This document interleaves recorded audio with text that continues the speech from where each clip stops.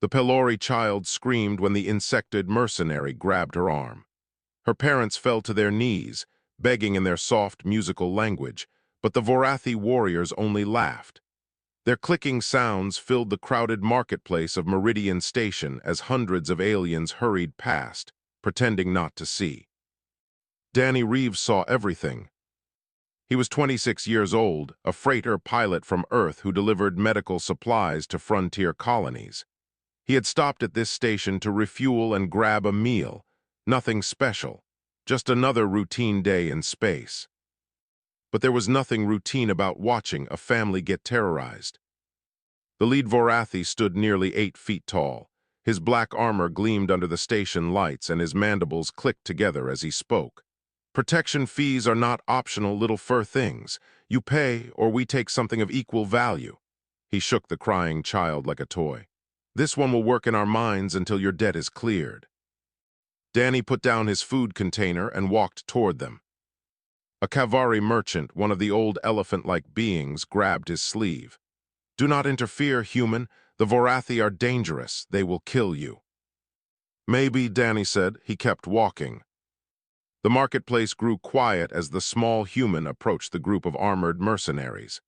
The Vorathi captain, whose name was Skrill, turned to look at this new annoyance. He tilted his head, studying Danny the way someone might study an insect before crushing it.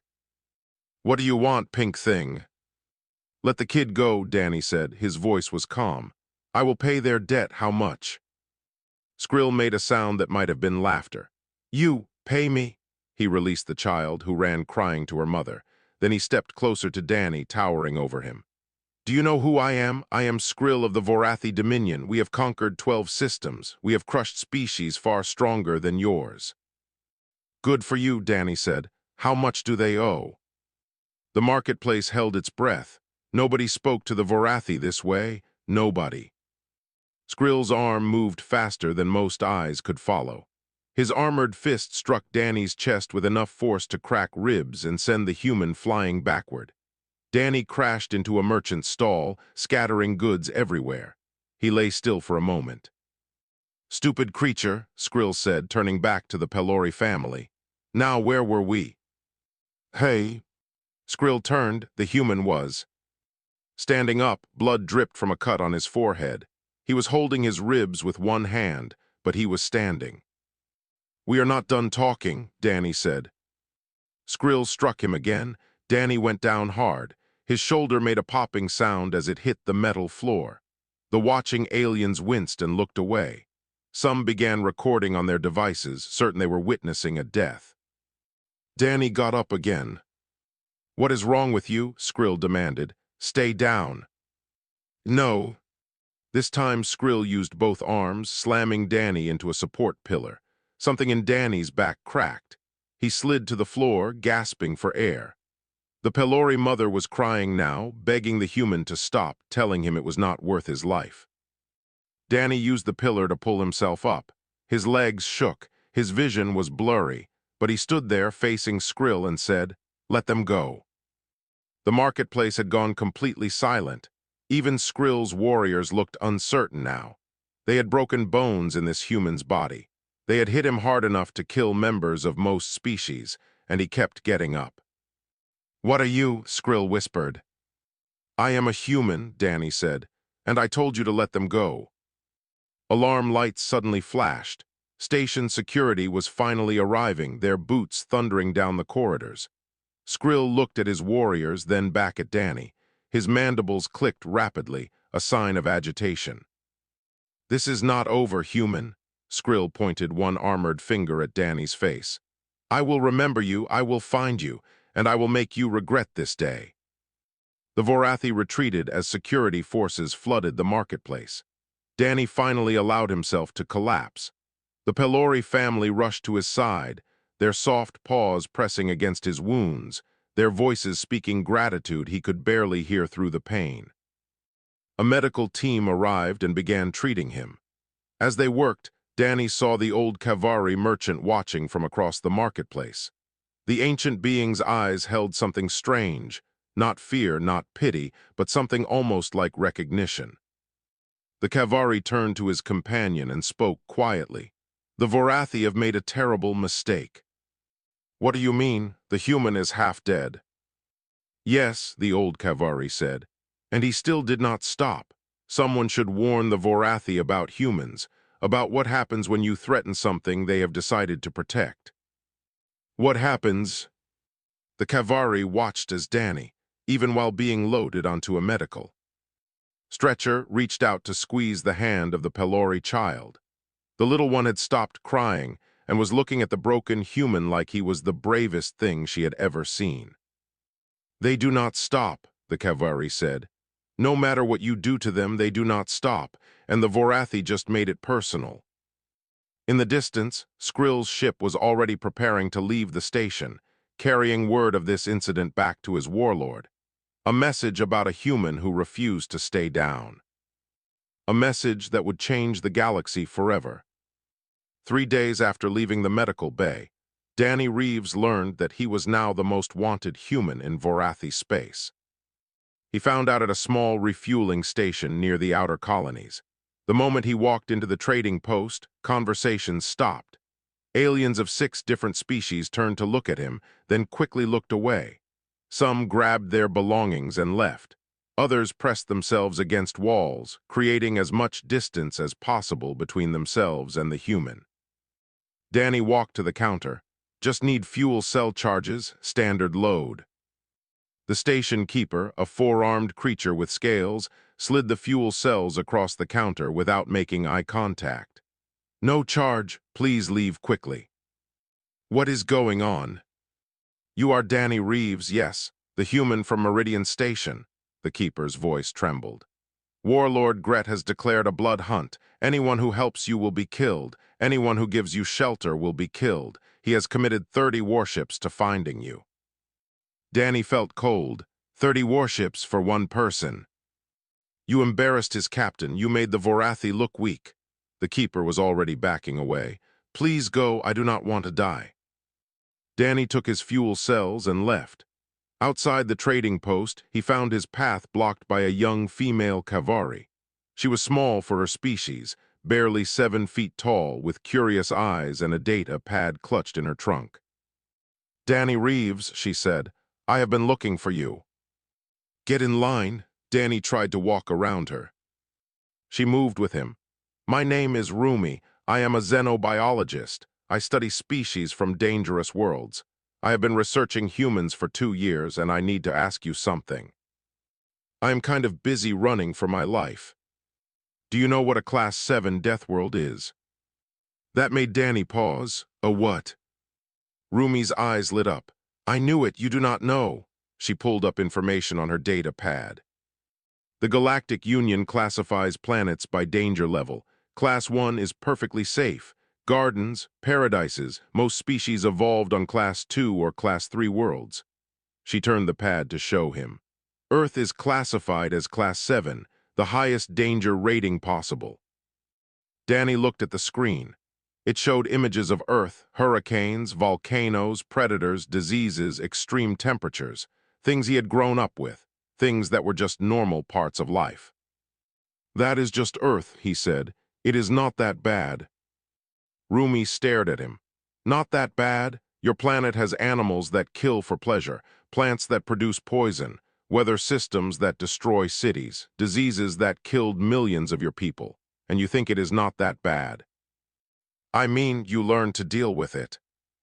That is exactly my point. Rumi was practically bouncing with excitement.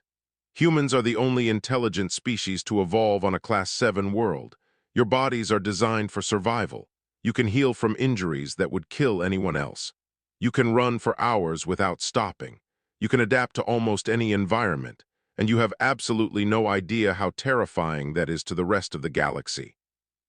Danny was about to respond when he heard the sound of boots behind him. He turned to see 2 Vorathi warriors approaching from across the landing pad. They had found him already. Human, one of them called out. Warlord Gret sends his regards.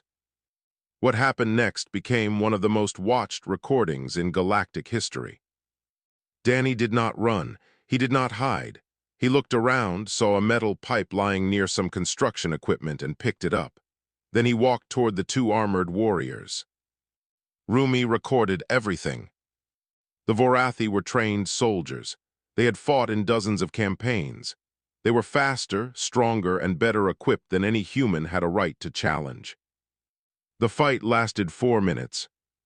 Danny took hits that should have put him down. He kept moving. He used the environment, containers, walls, machinery, in ways the Vorathi could not predict. When one warrior pinned him against a wall, Danny bit through the gap in its armor and tore out something important.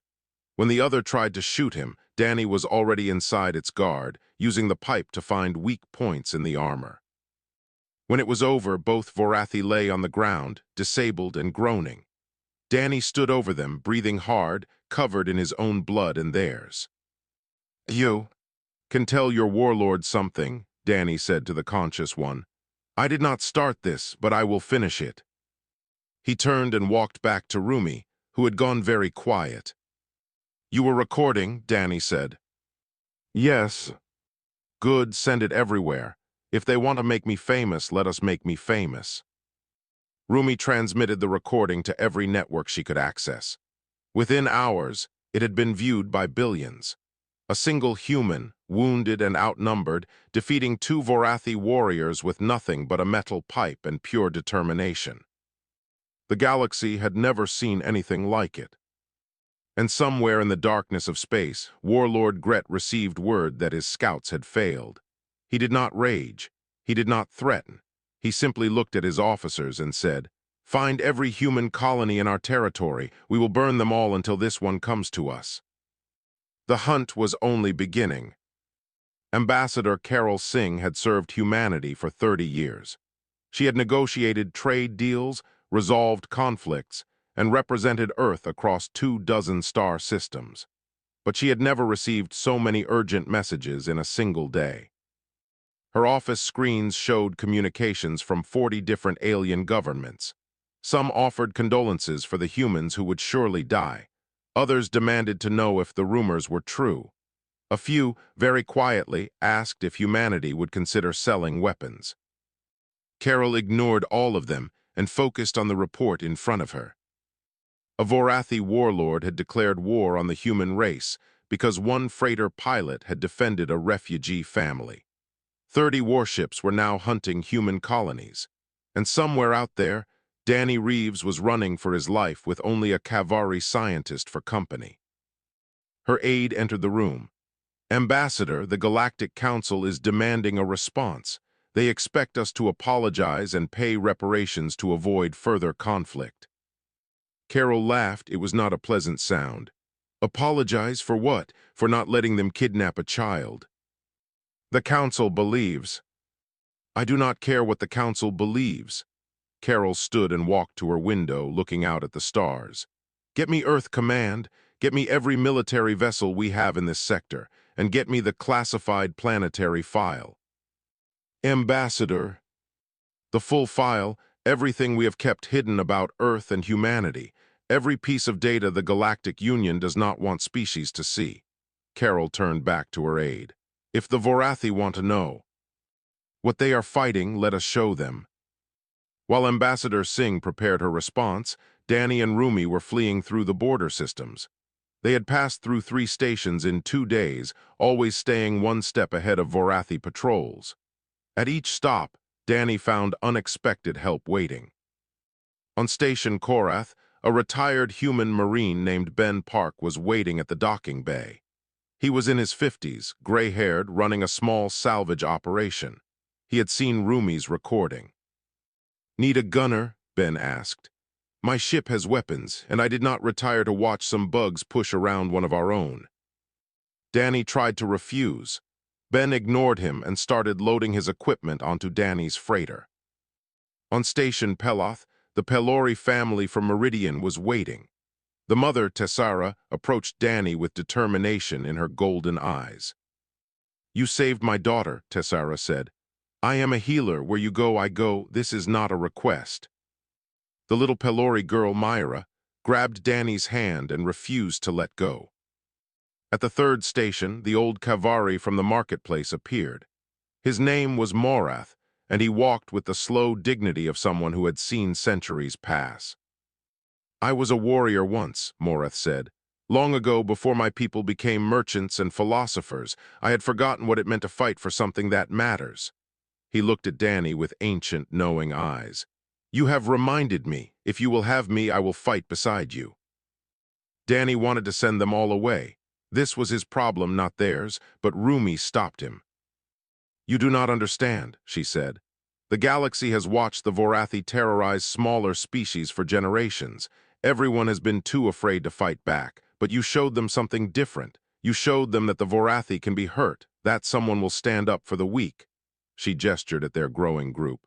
"These people are not following you into danger. They are following hope." Before Danny could respond, the station's emergency broadcast system activated. Ambassador Singh's face appeared on every screen. "To all species of the Galactic Union," Carol said, "the Vorathi Dominion has declared war on humanity. They believe we are weak. They believe we are prey. They are wrong." The broadcast shifted to show data files being released across the galactic network. Earth's full planetary classification. Videos of humans surviving impossible conditions. Medical records showing humans recovering from injuries that killed members of other species. Footage of Earth itself, its predators, its disasters, its diseases, and humans living through all of it. Carol continued, "We evolved on a world that tried to kill us every single day. We survived, we grew stronger, and we do not abandon our own." The final image was a map showing Warlord Gret's fleet heading toward a small farming colony called New Adelaide. Population, 50,000 humans, including Danny Reeves' parents and younger sister. "The Vorathi are coming," Carol said. "Humanity will be ready." Danny stared at the screen. His family was on New Adelaide. His mother, his father, his sister, Grace. They were all in the path of 30 warships because of him. "We have to go," Danny said. Morath nodded. "Then we go together." The small freighter turned toward New Adelaide, carrying 6 souls from 4 different species. They were outnumbered, outgunned, and running out of time. But they were not running away. They were running toward the fight. New Adelaide was supposed to be a quiet farming colony. Wheat fields stretched across gentle hills. Rivers provided water for crops and families. 50,000 humans had built a peaceful life on this world, far from the politics of Earth and the dangers of the frontier. Now it was about to become a battlefield. When Danny's ship dropped out of hyperspace, he expected to find evacuation in progress. He expected panic, chaos, people fleeing for their lives. Instead, he found an army. The orbital space above New Adelaide was filled with ships, not military vessels. Those were still days away from Earth, but civilian craft. Freighters, mining ships, cargo haulers, personal transports, even a few luxury yachts. Hundreds of ships crewed by thousands of humans who had heard the call and come anyway. Danny opened communications. "This is Danny Reeves. What is happening?" A voice came back, rough and familiar. "Danny, glad you made it, son. This is Captain Miller, used to run supplies to your dad's farm. We figured if the bugs want a fight, we should probably give them one. You are civilians. These are warships coming. And we are humans. Same thing, really." Rumi was staring at the sensor display, her trunk trembling. "There are over 300 ships out there. Most of them have no weapons, no armor. They came anyway." "That is what we do," Ben said from the gunner. Station, he was checking his weapons with the ease of someone who had done it 1,000 times before. "Someone threatens our home, we show up. Does not matter if we can win. Matters that we try." They landed at the main colony settlement.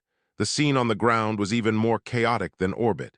Humans were everywhere, turning a peaceful farming community into a fortress. Trenches were being dug with agricultural equipment. Mining charges were being wired as explosive traps. Hunters were setting up sniper positions with their personal rifles. Danny found his parents coordinating supply distribution from the community center. His mother saw him first and ran to embrace him, not caring that half the colony was watching. "You stupid, brave, wonderful boy," she whispered. "Why could you not just stay out of trouble?" "You know me, Mom." His father clapped him on the shoulder. "Your sister is helping the medical teams. She wanted to come find you, but someone had to keep the younger kids calm." He smiled, but his eyes were worried. "This is really happening, is it not?" 30 warships, Danny confirmed. "Maybe 2 days out." "Then we have 2 days to get ready." The preparations continued through the night. Danny moved through the colony, watching his people work. A grandmother teaching her grandchildren how to load ammunition. A chef converting his restaurant into a field hospital. A group of teenagers building signal jammers from spare parts because they had watched a tutorial online. Morath walked beside him, observing everything. "I have lived 400 years, the old Kavari said. "I have seen empires rise and fall, armies march and retreat, but I have never seen anything like this." "Like what?" "Your people do not believe they can win. I can see it in their faces. They know the numbers. They understand the odds." Morath stopped and turned to Danny. "And they are preparing to fight anyway, not for glory, not for conquest, but because their families are here, their neighbors, their friends. They will die to protect what they love, and they accept this as natural." Danny did not know what to say. To him, this was just how humans were. You protected your own. You did not run.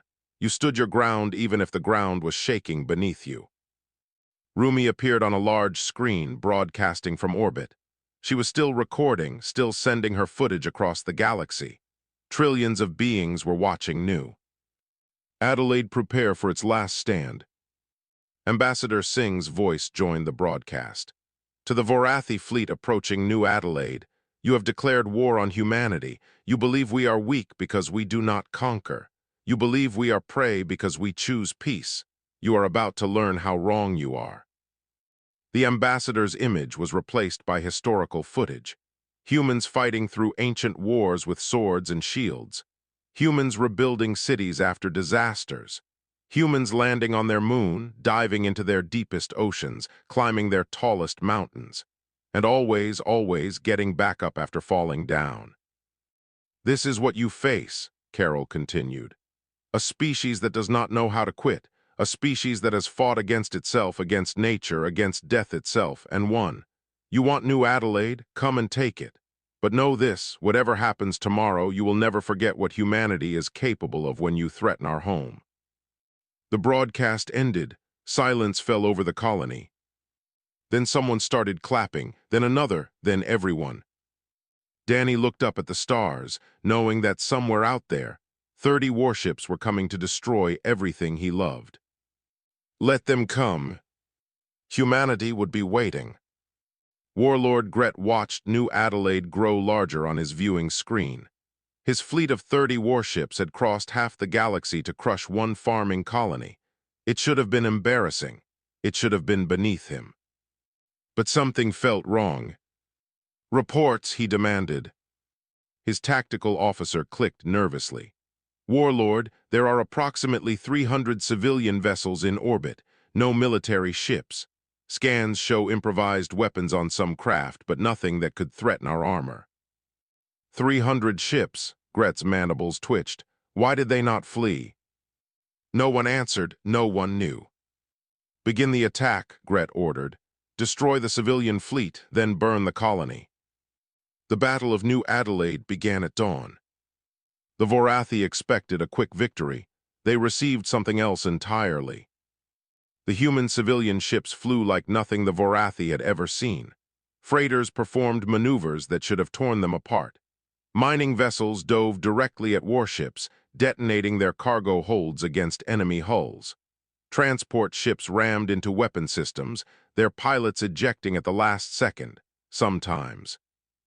In orbit, Captain Miller's supply freighter was hit by 3 missiles. Half. His crew was dead. His ship was burning. He aimed what was left at the nearest Vorathi destroyer and pushed the engines to maximum. "See you in hell, bugs," he said, and drove his ship straight through their bridge. On the ground, Vorathi landing parties found no frightened farmers. They found hunters. The colonists knew their land. Every hill, every stream, every building. They had set traps using mining explosives.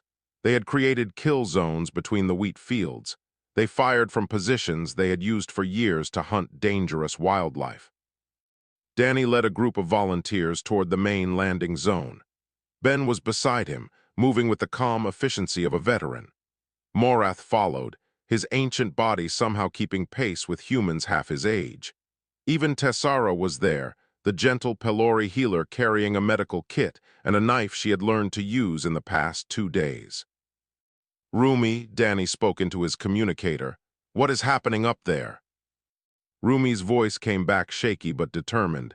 She was still in orbit, still broadcasting. The Vorathi have lost 7 ships, but Danny, your people are dying. So many ships just gone. How many? Over 100 destroyed, more damaged. She paused. They are not retreating. Why are they not retreating? Danny did not answer. He already knew why. A Vorathi squad appeared ahead. 10 armored warriors against Danny's group of 20 volunteers. The aliens opened fire immediately, expecting the humans to scatter. The humans charged. What followed was brutal and efficient. The farmers and miners of New Adelaide fought with tools, with hunting rifles, with their bare hands when necessary.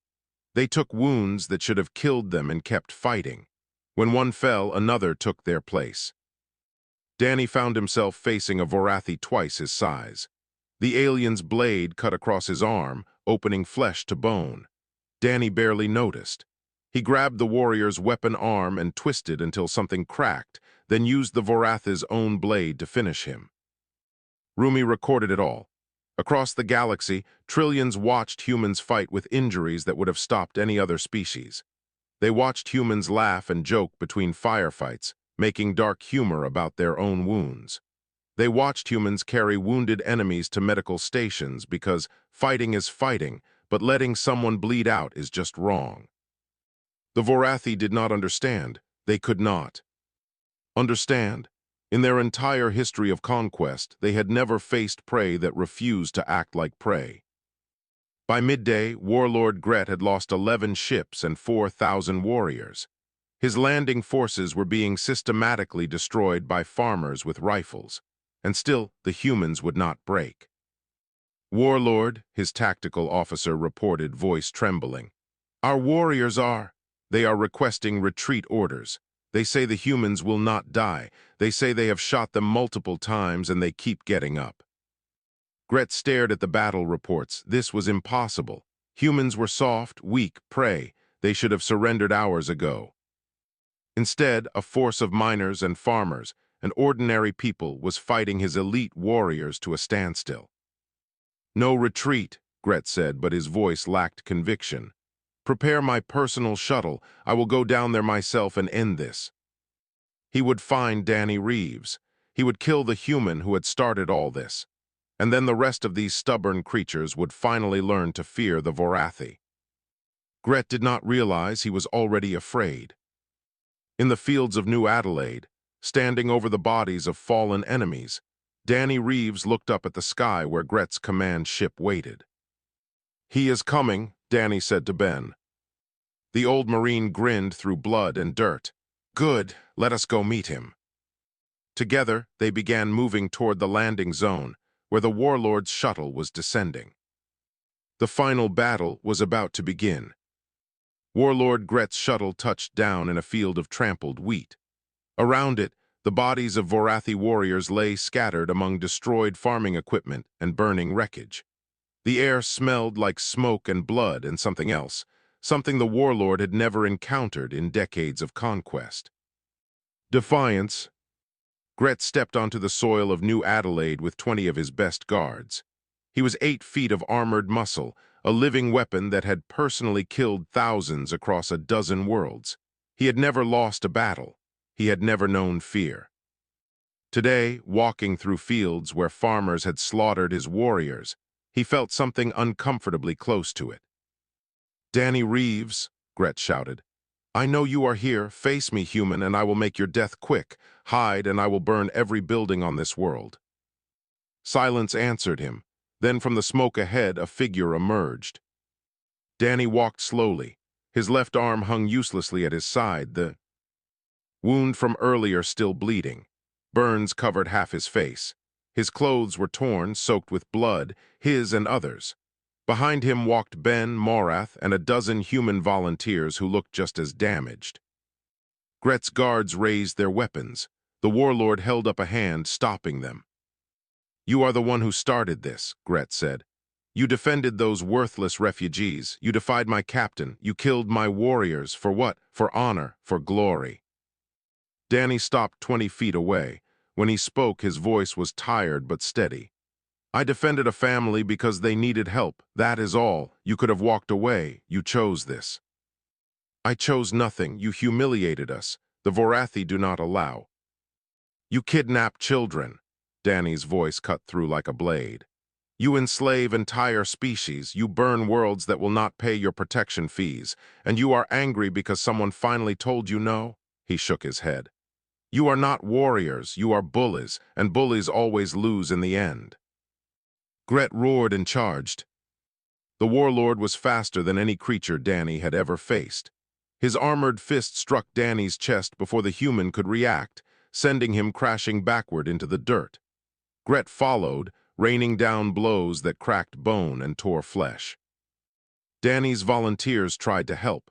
Gret's guards cut them down. Ben took a blade through the shoulder but kept fighting until 3 warriors pinned him to the ground. Morath fought with the fury of his forgotten warrior years, but age and exhaustion finally claimed him. In seconds, it was over. Danny lay broken in the wheat, and Gret stood over him in triumph. "This is what happens when prey forgets its place," Gret said. He raised his blade for the killing blow. Danny grabbed his wrist. Gret tried to pull free. He could not. The broken, bleeding human held on with strength that should have been impossible. "We talked about this," Danny whispered through bloody teeth. "I do not stay down." Danny twisted. Gret's wrist snapped. The warlord screamed, an inhuman sound that echoed across the battlefield, and Danny was already moving, driving his head into Gret's face, grabbing the fallen blade and plunging it through the gap in Gret's armor. The warlord fell. For a long moment, nothing moved. Vorathi guards stared in shock at their fallen leader. Human volunteers stared at Danny, who stood swaying over the body of the most feared warrior in the sector. Then Rumi's voice came through every speaker on the battlefield, broadcasting to the galaxy. "Warlord Gret is dead. The humans have won." The Vorathi broke. Without their leader, without their certainty, the remaining warriors fled. They ran for their ships, their shuttles, anything that would take them away from these impossible humans who refused to die.